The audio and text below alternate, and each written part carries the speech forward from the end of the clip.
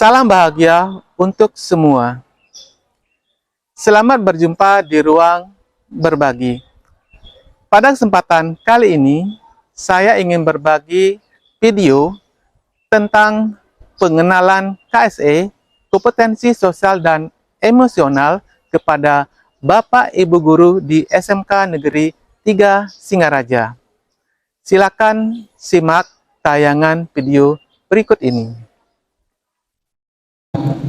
Yang terhormat kepada Bapak Kepala Sekolah, Bapak Ibu yang hadir pada hari ini, mohon izin saya menyampaikan penjelasan hari ini. Sebelumnya saya ucapkan selamat pagi, ya, Om Swastiastu, Assalamualaikum warahmatullahi wabarakatuh, salam sejahtera, salam nama budaya. Bapak dan Ibu, pada kesempatan ini saya mohon izin, bukan berarti saya lebih dari Bapak Ibu. Saya ingin berbagi sedikit berkaitan dengan apa yang saya jalani di pembelajaran guru penggerak. Salah satunya adalah ini saya ambil materinya dari LMS modul 2.2, yaitu berkaitan dengan pembelajaran sosial dan emosional. Saya ingin duduk saja Bapak Ibu, ya. Dari pembelajaran sosial dan emosional ini yang berbagi di sini sedikit Bapak dan Ibu. Ini berdasarkan kerangka kerja dari kolaboratif for academic social and emotional learning atau PESEL. Itu ada 5 kompetensi sosial dan emosional yang dijelaskan di sana. Yang pertama adalah kesadaran diri, manajemen diri, kesadaran sosial, keterampilan berrelasi, dan pengambilan keputusan yang bertanggung jawab.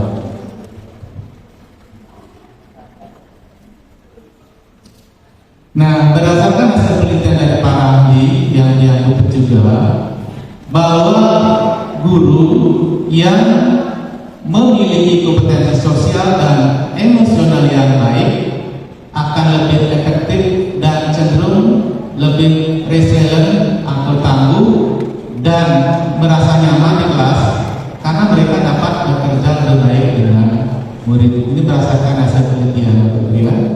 Yang kedua, adanya keterkaitan antara kecakapan sosial dan emosional yang diukur ketika di TK. Mungkin bagi Bapak Ibu yang sempat TK dulu, ya, mungkin diukur kecerdasan emosionalnya. Tapi saya yakin lebih banyak yang tidak tamat TK ya Bapak Ibu, ya, termasuk saya sendiri, ya. Hasil ketika dewasa di bidang pendidikan, pekerjaan atau pelanggaran hukum dan kesehatan akan berpengaruh kepada kita semua. Ini berdasarkan hasil dari para ahli dengan menyimpulkan hasil penelitian. Selanjutnya Bapak Ibu, pembelajaran sosial dan emosional ini akan berpengaruh atau akan berdampak ketika kita menerapkan 5 kompetensi sosial dan emosional di dalam pembelajaran kita. Apa pengaruhnya? Tentu akan bisa meningkatkan perilaku yang positif. Yang kedua, ketika lingkungan belajar yang supportive atau mendukung untuk pembelajaran sosial dan emosional, nah tentu ini pengaruhnya juga pada pengurangan perilaku negatif, baik di anak didik kita maupun di sekitar kita, dari tenaga pendidik maupun pendidikan. Yang berikutnya, dalam peningkatan sikap pada diri sendiri, respek dan toleran terhadap orang lain dan lingkungan sekolah. Nah, ini akan juga berdampak pada nanti pengurangan tingkat stres, peningkatan performa akademik siswa. Nah, ketika kita sudah respek, toleran kepada orang lain, terhadap lingkungan kita, tentu tingkat stres kita akan berkurang dan performa dari siswa akan meningkat. Ini bisa dicontohkan ketika kita menjalin relasi dengan sesama atau sesama rekan guru sejawat itu kurang baik. Nah, ini akan menyebabkan pemikiran-pemikiran yang negatif di dalam diri kita, akan menyebabkan diri kita bisa stres. Begitu pun juga anak-anak ketika dia tidak memiliki relasi yang baik, baik antar temannya maupun dengan bapak ibu gurunya, nah mereka akan menjadi stres juga. Itu bapak ibu dampak ketika nanti pembelajaran sosial dan emosional itu nanti kita aplikasikan atau implementasikan di dalam pembelajaran maupun di dalam lingkungan kerja kita. Nah, sekarang kita coba bahas satu persatu. Ini pun saya ambilkan Bapak Ibu dari LMS yang saya dapatkan. Yang pertama tentang kesadaran diri. Apa sih itu kesadaran diri? Nah, kesadaran diri adalah kemampuan untuk memahami perasaan, emosi, dan nilai-nilai diri sendiri dan bagaimana pengaruhnya pada perilaku diri dalam berbagai situasi dan konteks kehidupan. Nah, kesadaran diri ini bisa kita aplikasikan pada diri kita. Kita kenali bagaimana emosi kita, bagaimana perasaan kita ketika bertemu dengan orang lain atau rekan sejawat di lingkungan kerja kita, atau aplikasinya ketika kita bertemu dengan anak didik kita atau murid kita. Nah, ini akan berpengaruh sekali terhadap proses pembelajaran yang akan kita lakukan. Mungkin Bapak Ibu sudah sering mengalami ketika emosinya atau perasaannya tidak stabil datang ke kelas, pasti akan berpengaruh pada suasana kelas itu sendiri. Pasti Bapak Ibu ya, saya sendiri juga pernah mengalami ketika situasi prodi dan sebagainya tegang, ketika masuk kelas, suasana kelas akan terpengaruhi. Mungkin sedikit saja anak berbuat yang lengah, tiba-tiba kita marahi anak, ya, kita bentak anak, mungkin itu akan berpengaruh. Nah, ini perlu kita sadari Bapak Ibu, kesadaran diri berkaitan dengan perasaan, emosi, dan nilai-nilai diri di dalam diri kita. Yang berikutnya Bapak Ibu berkaitan dengan manajemen diri. Nah, apa sih itu manajemen diri? Manajemen diri adalah kemampuan untuk mengelola emosi, pikiran, dan perilaku diri secara efektif dalam berbagai situasi dan untuk mencapai tujuan dan aspirasi. Nah, ini berhubungan juga tadi dengan kesadaran diri. Bisa diceritakan sedikit Bapak Ibu, ketika Bapak Ibu mengalami ketegangan, mengalami stres, dari pengalaman Bapak Ibu, apa yang sudah Bapak Ibu pernah lakukan? Ketika mengalami rasa tegang, takut, ya, karaoke ya, jawabannya Bapak karaoke, ya. Healing, ya, benar pada healing, olahraga, baik. Nah, ini bisa kita lakukan salah satunya Bapak Ibu hal yang sangat sederhana dan itu bisa diterapkan kepada anak-anak, ajarkan kepada anak dengan menarik nafas. Pernah kan Bapak Ibu melakukan ini? Ya, menarik nafas, tahan, lepaskan.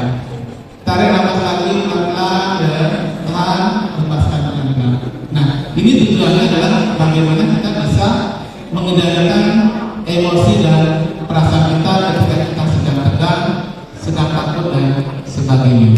Ini sangat sederhana, ini bisa kita lakukan dan Bapak Ibu sudah pasti sering melakukannya ketika mengalami hal yang tadi. Nah, ini bisa kita juga jelaskan kepada anak-anak ketika mereka mungkin kurang fokus dan sebagainya. Kita bisa arahkan untuk melakukan tarik nafas, tahan, dan lepaskan atau healing atau hening sejenak. Selanjutnya kesadaran sosial.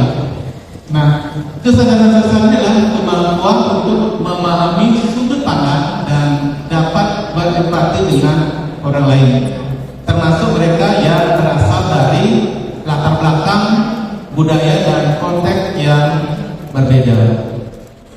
Kesadaran sosial ini di kalangan kita di tenaga pendidik dan kependidikan itu sudah kita lakukan Bapak Ibu ya. Mungkin ketika ada bapak ibu sakit, ya kita selalu support baik dengan ucapan maupun dengan aksi nyata, berkunjung ke rumah teman tersebut, ya, mendoakan semoga cepat sehat, cepat sembuh dan sebagainya. Atau melakukan aksi nyata, mengumpulkan dana atau donasi, ya, ketika ada duka di teman-teman kita di tenaga pendidikan dan pendidikan. Nah, ini pun Bapak Ibu bisa kita ikhlaskan, kita berikan kepada anak-anak bagaimana mereka belajar berempati dengan lingkungan sekitar atau dengan teman-teman di kelasnya. Nah, paling tidak dengan rasa empati ini anak-anak tidak akan ada rasa kompetisi yang berlebihan ataupun sampai berkelahi atau permusuhan di dalam kelas. Ini bisa kita berikan atau kita sampaikan kepada anak-anak sehingga sangatlah di dalam pembelajaran bisa terwujud atau tercipta dengan baik. Selanjutnya tentang keterampilan berrelasi. Kemampuan ini Bapak Ibu adalah untuk membangun dan mempertahankan hubungan yang sehat dan suportif.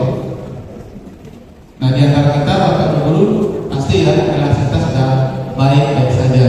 Tidak ada lagi blok atau tidak lagi kelompok, sehingga dalam hal apapun kita selalu melakukan kerjasama dan hubungan yang baik dan sehat kepada semua rekan sejawat ataupun tenaga pendidikan di lembaga kita. Nah, ini hubungannya juga dengan anak-anak. Bagaimana kita mengajarkan atau mengajak anak-anak berkomunikasi yang baik dan efektif, baik kepada bapak ibu guru maupun kepada teman-teman di kelasnya. Nah, salah satunya bisa kita sampaikan kepada anak-anak untuk menceritakan pengalamannya, bisa saja, atau bercerita tentang apa yang dirasakan pada hari tersebut ketika kita di dalam kelas dalam proses pembelajaran. Nah, ini bisa melatih nanti anak-anak untuk pembiasaan untuk tampil di depan, pembiasaan untuk berbicara dengan orang lain yang mungkin sebelumnya kita mulai dari kelas itu sendiri. Itu salah satunya. Yang kedua, ini juga berdampak kepada anak-anak ketika mereka nanti setelah tamat, mereka akan memiliki kemampuan untuk bisa berkomunikasi yang baik. Ya, ketika ini kita terus latihkan pembiasaan bagaimana menjalin relasi yang baik, hubungan yang baik kepada sesama. Yang kelima, Bapak Ibu, pengambilan keputusan yang bertanggung jawab. Nah, pada hal yang kelima ini adalah kemampuan untuk mengambil pilihan-pilihan membangun yang berdasar atas kepedulian, kapasitas dalam mempertimbangkan standar-standar etis dan rasa aman, dan untuk mengevaluasi manfaat dan konsekuensi dari bermacam-macam tindakan, dan juga berlaku untuk kesejahteraan psikologis baik diri sendiri, masyarakat dan kelompok.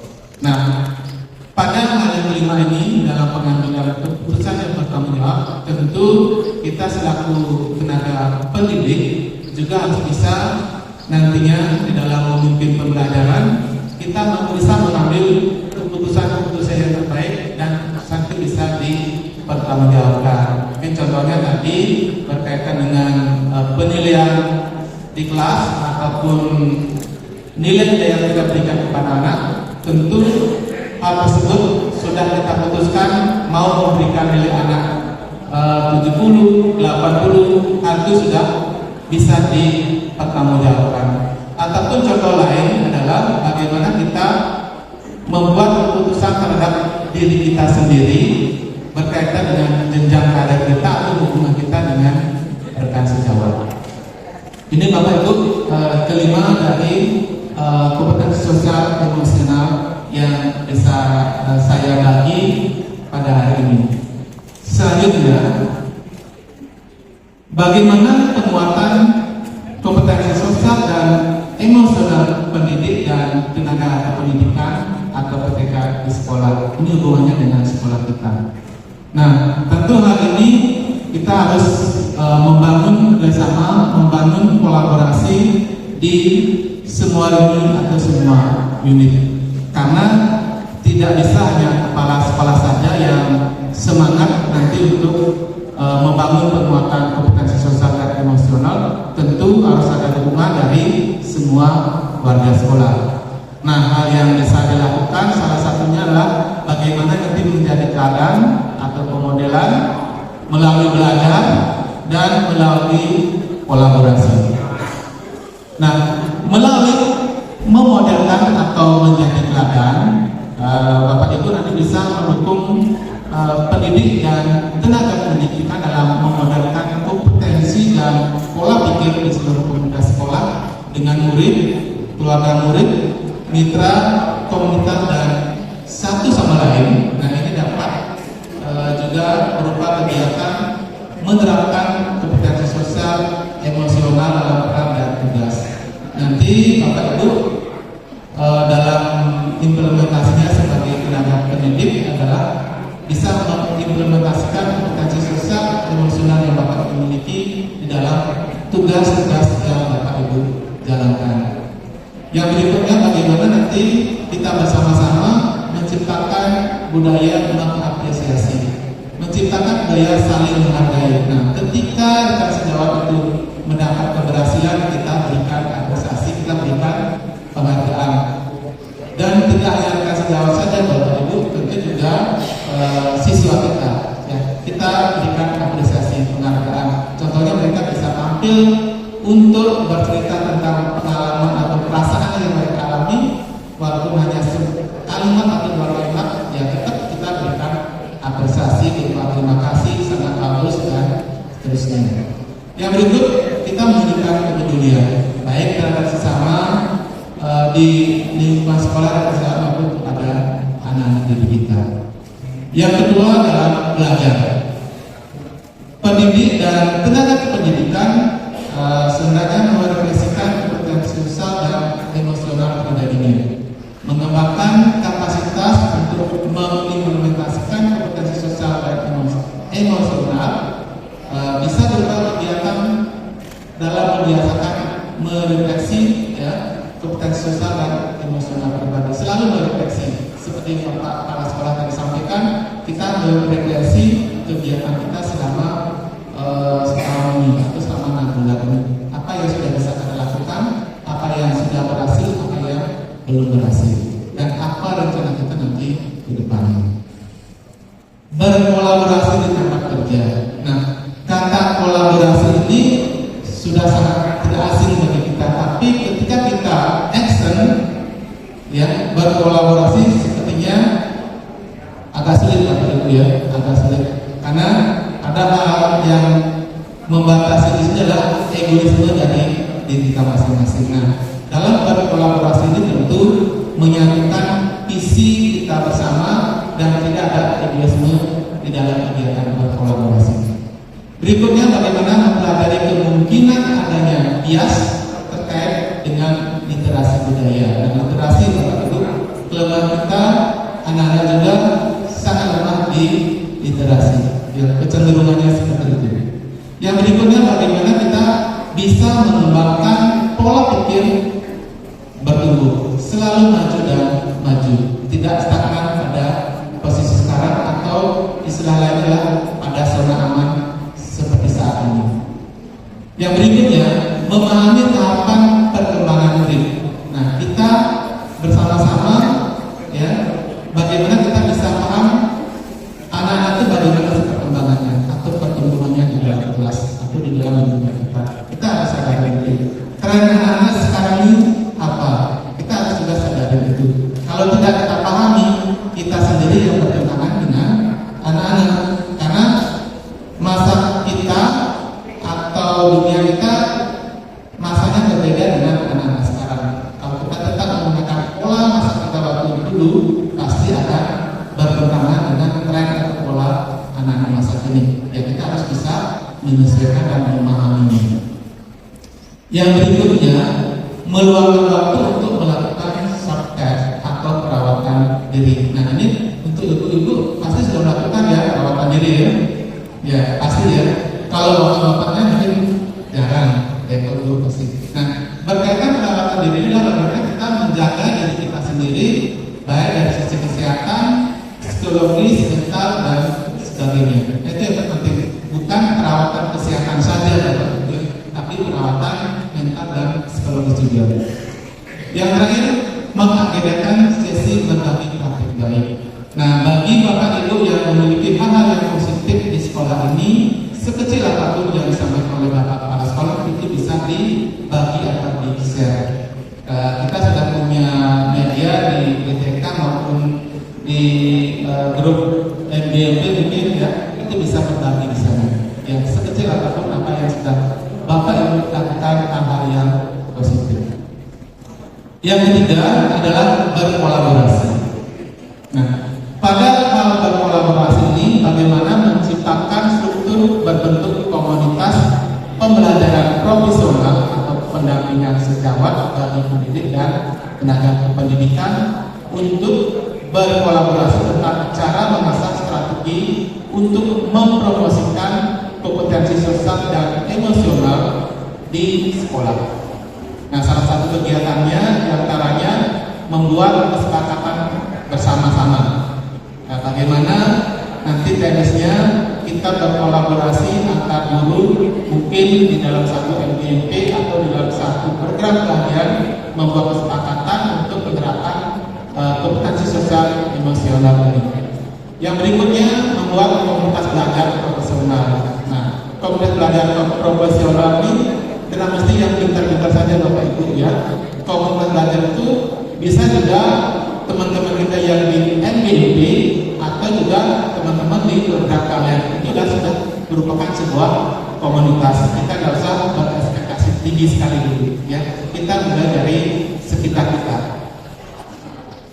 Yang berikutnya bagaimana membuat sistem mentoring rekan sejawat. Nah, nanti bagi teman-teman yang memiliki kemampuan lebih, pengalaman lebih atau pernah mengikuti kegiatan-kegiatan ini bisa dilakukan mentoring kepada rekan sejawat untuk mengimbaskan hal-hal positif yang didapatkan.